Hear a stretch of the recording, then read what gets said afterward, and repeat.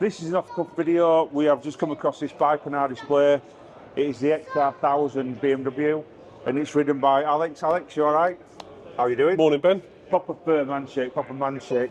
As you can see, we're at Petrolheadonism. Just spin round, Cameron. Have a quick look at people. It's just open now, so the doors are open. It's going to get really, really busy. So this is why we're going to be doing the video now. Right, in regards to the bike, I used to sell BMW motorcycles. I used to be part of motorcycle unit. First of all, XR1000, what's it like to ride, and especially around City of London? I couldn't ask for a better bike. You know, there's other bikes out there that might have more power, but this is, I think, one of the only ones where you get that extreme performance matched with the agility to make it useful in central London. Yep.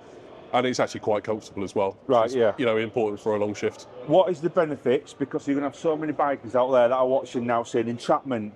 You can't do this, you can't do it. Yep. What's the benefits of having an unmarked bike, especially City of London? So, using the unmarked bike, there's primarily three things that we'll do with it that we wouldn't do with the marked as well.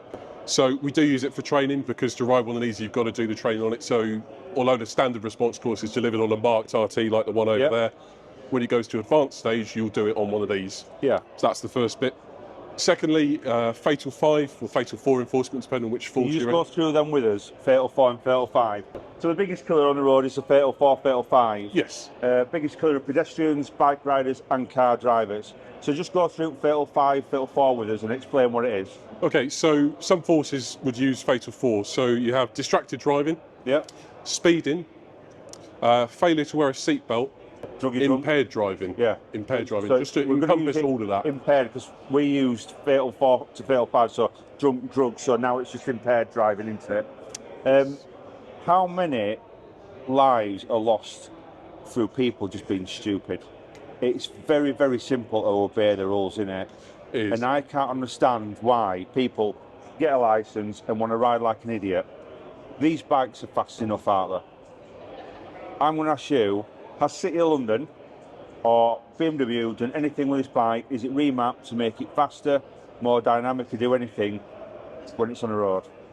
It is fast enough. Right. I think most police vehicles that we use, it's a family estate or something where, you know, it's reasonable performance, somewhere between 200 and 300 horsepower. Yeah. And you can always get more out of it because we're not driving around in it, you know, BMW M5s or something.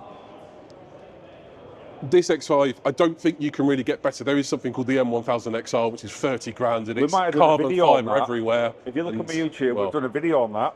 Well, if you can find a force with enough money to, you know, afford all that carbon fibre, then maybe. But in the real world, you can't really get a better bike for what we need to do than this. So there's not really much point changing it anyway. So not 60 is? It's 3 seconds, and top speed is? 170. Right, so when my bike goes not 60 in 2 seconds, well, if mine goes 3 and yours goes 2, you're still in that gap, you're still seeing them. It's not like you've disappeared over horizon.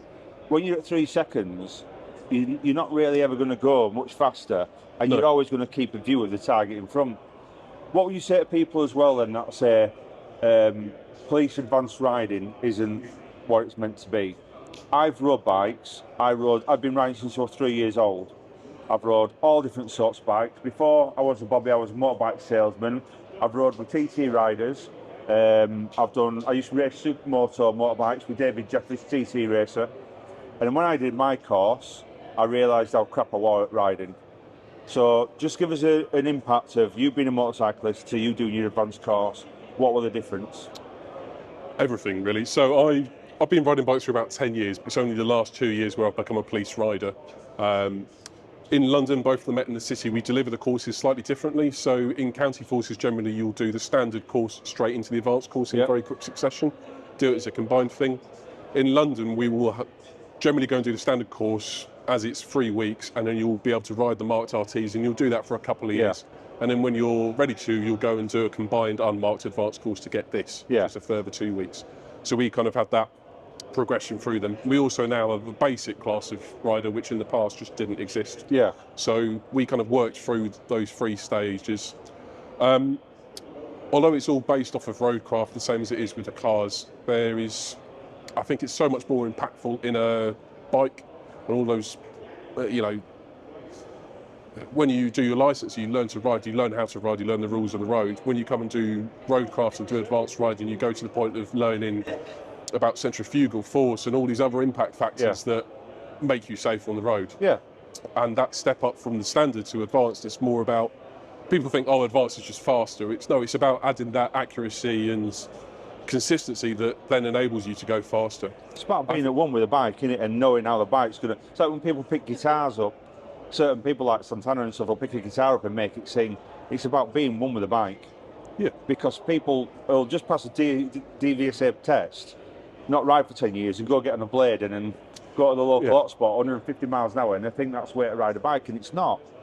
And people are going to say, and what really I think is really funny is people think, oh, I've done a 4-week course. People think you've just done a 4-week course, but you haven't. You've been a biker for so many years, you've rode so many bikes, you might have done so many track days, you've done everything, plus you've done the course, but it's not just doing the course, you've got to keep that level all the time. And I can guarantee everyone out there watching, they do not ride like the day they did on their course. No. When they pass their test, all these people that go on really fast do not ride their bikes like they did on that test. We've got to ride like that every single day. We can't fall below that because you are constantly assessed. If you're out with a sergeant and the sergeant sees you doing smart, you can just kick you off. You can lose permits, you can say you're not good enough. And that's one of those things I'd say for all those driving courses, whether it's in the car or bike, people just assume that, oh, you go on it and it's a dead cert, you'll get it. And I think for most of them, most forces, probably about a third of people fail each stage. Yeah. So by the time you've gone through standard car, advanced car, standard bike, advanced bike, unmarked bike, there's so much attrition there that if you get to that pinnacle, it's actually really quite a slog to get there. Yeah. And as wonderful as these bikes are now with traction control and all these extra elements that make it safe, you know, your limiting factor can be something as simple as your tyres. And it's something people forget. You know, you might have this really tricked out sports bike, but on your front tyre, the contact patch with the road is about the same as a cigarette packet. And that's all that's saving you from sliding off into the trees. It's amazing, isn't it? It's amazing. But they just go get on the bike and think it's best thing. Take us through the machine then. So, blue lights are fitted. Yes. There is a Siren hidden in here as well. It's up, hidden behind this front end so you can't see it. So that's basically, you're not trying to be deceptive, you're not trying to be covert, you're literally just putting stuff away so it's not really being able to see and be tampered with. Again, there's a massive difference between covert and unmarked.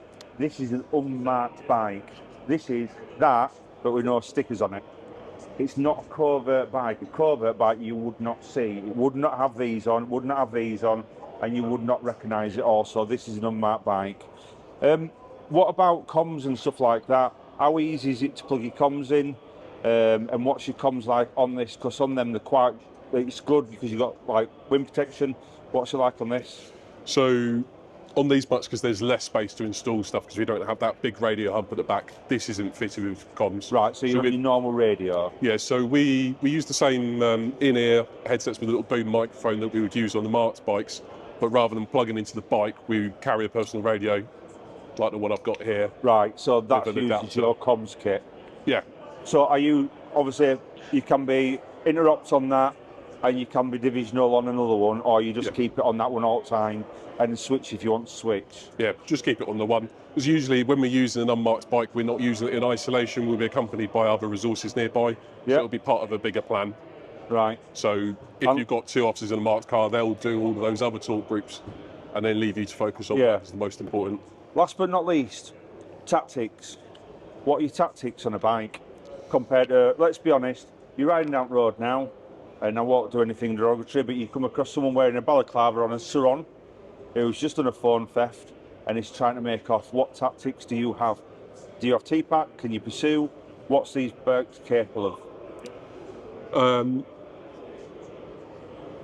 The best thing that you could do, especially with an unmarked bike, is you can stay in the preemptive phase a hell of a lot longer. Yeah. Because if you're on a marked bike or an unmarked car, the unmarked cars, they're usually a Ford Focus or a Volvo V60, and the people will trigger very quickly that you're there and then you're into a pursuit. Yeah.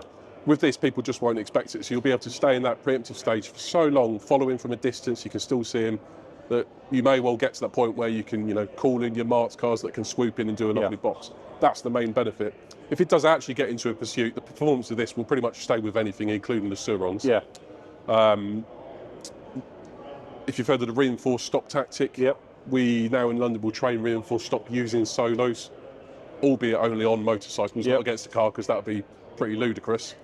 And then it can stay in the both the initial and the tactical phase of a pursuit, albeit this won't get used to tactical resolution, because by that point we're looking at boxing and tactical contact, which you just can't So the do on best a thing bike. is observations and planning, because that's where you want to be taking people off, stopping them at a right space, right time, and making sure no one's injured. But if it comes to it at the end of the day and they engage in a pursuit and you need to put a box on, you can do what you need to do to stop a pursuit starting or to get the criminals brought to justice.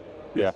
Well, all I can say is thank you very much for showing us your bike. Like I said, this is the impromptu video. We've seen the bike. We spoke to the gentleman, asked if we could do a quick video.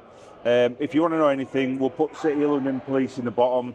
You do a fantastic job, and thank you very much for everything you do. Thank you. Thank you, and tune in next time for some more videos.